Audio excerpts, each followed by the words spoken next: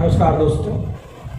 आजकल एक मुद्दा बहुत चर्चा में चल रहा है कि वीर सावरकर को लेकर के सवाल उठ रहा है कि वीर सावरकर वाकई वीर थे या तो उन्होंने अंग्रेज़ों से माफ़ी मांगी थी और उस तरीके के क्रांतिकारी नहीं थे जिस तरीके का दक्षिणपंथी पार्टियां भारतीय जनता पार्टी के सपोर्टर जो है क्लेम करते हैं कि वो वीर सावरकर हैं।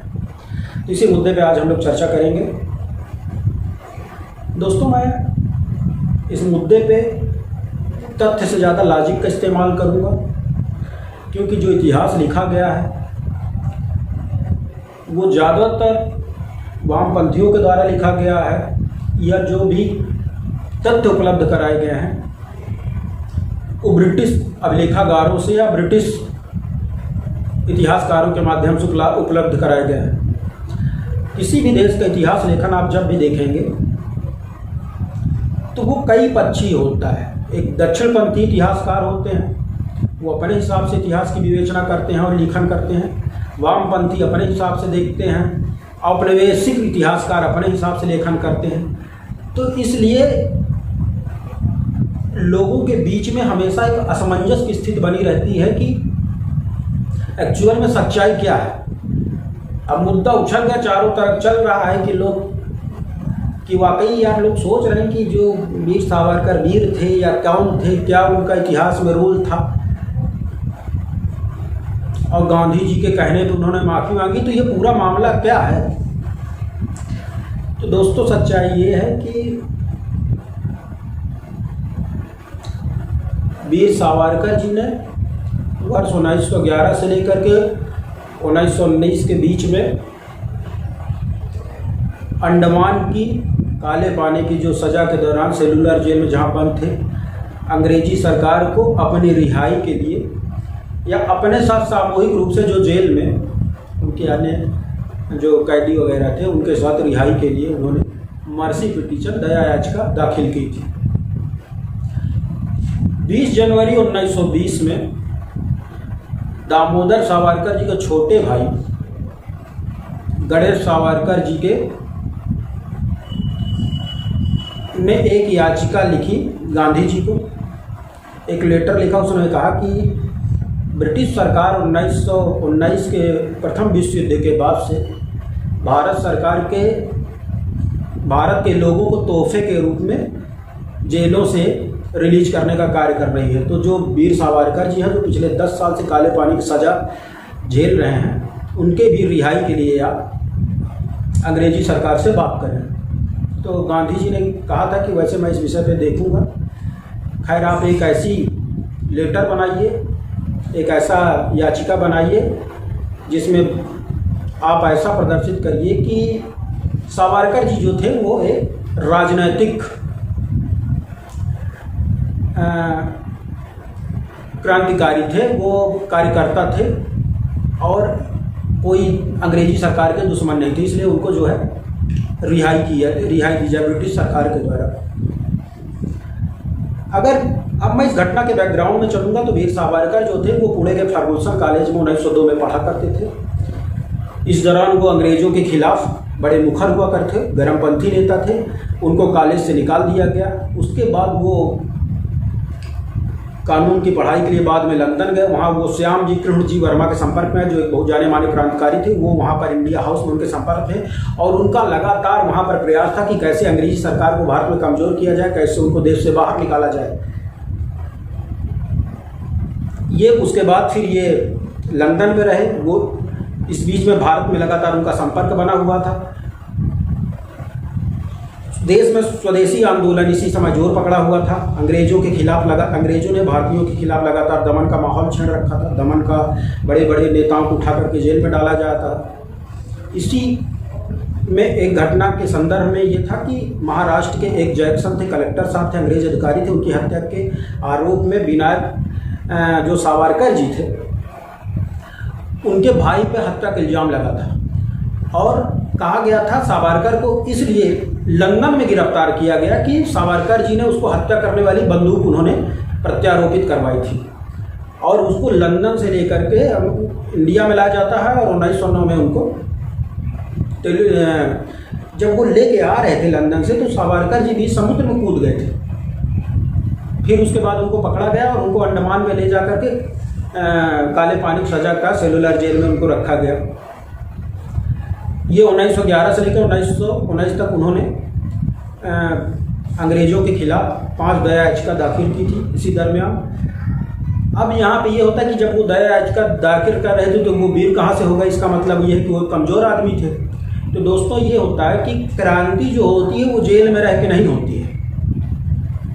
युद्ध में क्या होता है, कभी कभी रणनीति के तहत 2 कदम पीछे लेना पड़ता है, कभी कभी माफ़ी मांगनी पड़ती है, कभी कभी सरेंडर करना पड़ता है, कभी कभी बातचीत करनी पड़ती है। दुश्मन अगर बहुत ज़्यादा मजबूत है तो उसके साथ समझौता करके धीरे पीछे से उसकी जड़ काटी जाती है। इतिहास ऐसे उदाहरणों से भरा पड़ा हुआ है। राजनीति और सत्ता में सारे दांव पेच होते हैं। आपने भी सुना होगा कहावत, everything is fair in war and love. Jahangir के शासनकाल में जब ये सर थॉमस रो जो पहले अंग्रेज राजदूत बन के आए थे तो ये गए तो उनके पैर पकड़ करके आपके ब्रिटिश राज के हम दूत हैं और आपके दरबार में अपने आप को अर्पित कर दिया गया, महाराज की जय हो। एकदम चुप। ये जहांगीर एकदम प्रसन्न होकर कहा, यारे तुम राज्य करो, ले लो अपना व्यापार पर। इनको पता नहीं था कि राजा हो जाएंगे, व्यापार करेंगे, अपना ऐसे चले जाएंगे व्यापारी हैं। बाद में वही अंग्रेज पढ़ा लिखा समाज था, उनका पुनर्जागरण हो चुका था। उन्होंने 1857 की क्रांति के बाद वही बहादुर शाह जफर को रंगून भेजा, 3 लड़कों को लाल किले पकड़ के टांग दिया उल्टा करके, सबकी गर्दन बुरी तरीके से काट दी और 90 साल के अंदर देश को गुलाम बना लिया। सारा साम दाम दंड भेद सारा खेला जाता है पॉलिटिक्स में। तो अब यहाँ पे क्या कि सावरकर जी जेल में रह करके भारत को स्वाधीन तो करा नहीं सकते थे, तो उन्होंने कहा ये अंग्रेज तो बड़े दूर थे, बदमाश है। अब ये भी तो पढ़ा लिखा आदमी था, ये भी तो ब्रिटेन लंदन में पढ़ के आया था, कानून की पढ़ाई विद्वान आदमी था।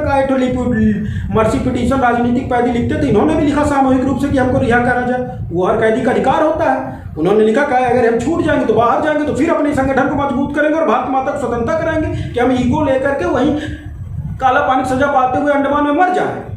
तो एक रणनीति का हिस्सा होता है। भगवान श्री कृष्ण भी तो रणछोड़ के नाम से कहा जाता है। किस राजा के खिलाफ? जरासंध था, किसके खिलाफ वो मैदान छोड़कर भाग गए थे। शिवाजी छापा मार युद्ध के लिए बहुत जाने माने जाते थे, मारते थे, घुस जाते थे अंदर।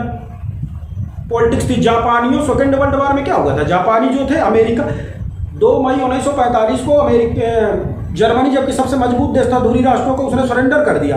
लेकिन जापानियों ने अमेरिका पूरे मित्र देशों को छांगा के रखा था, उनको सरेंडर ही नहीं कर रहे थे। छापा मार युद्ध प्रणाली में माहिर थे।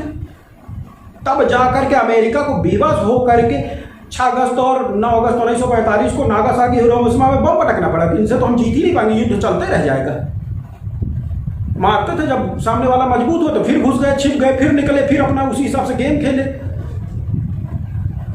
महात्मा गांधी जी के बारे में आप समझ लीजिए। महात्मा गांधी जी ने 1900 पहले विश्व युद्ध के पहले कहा था कि पूरे भारत के लोगों को अंग्रेजों के साथ इस युद्ध में अपने आप को समर्पित कर देना चाहिए। भारत के सभी लोगों को अंग्रेज सरकार का साथ देना चाहिए। उन्होंने इंग्लैंड के राजा जी को, किंग को लेटर लिखा था कि मैं चाहता हूं कि पूरी भारतीय जो है पूरे निष्ठा के साथ सराबोर हो जाए अंग्रेज साम्राज्य की और इस युद्ध में अपने आप को पूरी तरह समर्पित कर दें अंग्रेजों के लिए। कुछ लोग गांधी जी को अंग्रेजों का दलाल कहते थे। तो गांधी जी के यहाँ पे रणनीति थी कि भैया, उनका यह था कि अंग्रेजों को हम दिखा देंगे कि भैया हम आपके समर्थक, हो सकता है बाद में हमको आज़ादी दे दें। उनका भी अपना एक तरीका था। अब ब्रिटिश हुकूमत बड़ी मजबूत थी, तो दुश्मन जब बड़ा मजबूत होता है तो उससे डायरेक्ट आप युद्ध नहीं कर सकते ना। अब बहादुर बनने के चक्कर में तुम जेल में सड़ के मर गए। तो ऐसे बदमाश इतने ब्रिटिश क्रूर थे, हत्यारे थे, चतुर चालाक थे। अब उनके खिलाफ आप नैतिकता तो नहीं कर सकते ना। गीता में भगवान कृष्ण ने भी कहा, सठे साठे समाचरित। तो सारा खेल खेला जाता है। चाणक्य ने कहा है कि सब्र इस्तेमाल होते हैं, 20 कन्याओं को छोड़ा जाता है, जासूसी करवाई जाती है सत्ता को बनाए रखने के लिए बड़े स्तर पर।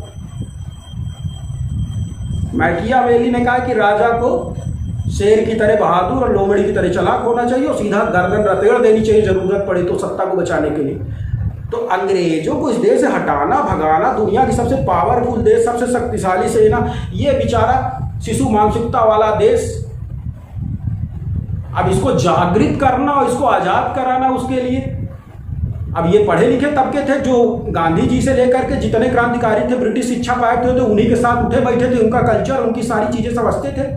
झूठा ईगो लिए कि नहीं घूमते थे हम इंडिया, झूठा ईगो लेंगे हम लोग घूमते रहते कि ये वो हम माफ़ी नहीं मांगे, चाहे गर्दन कट जाएगी तो फिर गर्दनें कटेगी तुम्हारी, इसीलिए गर्दन लगातार कटती चली आई है।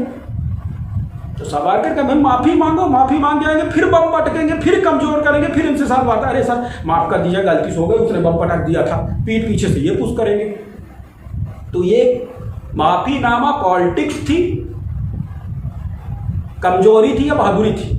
क्योंकि अंग्रेज सरकार बड़े क्रांतिकारी हुए लेकिन उनको काला पानी की सजा दी, 10 साल काला पानी सजा रहे, टोटल 15 साल उन्होंने काला पानी की सजा भुगती, 13 साल वो अपने घर में महाराष्ट्र में रत्नागिरी में हाउस अरेस्ट थे, 28 साल जो बंदा झेला हो उसके बावजूद भी वो टूटा ना हो तो वीर ही था।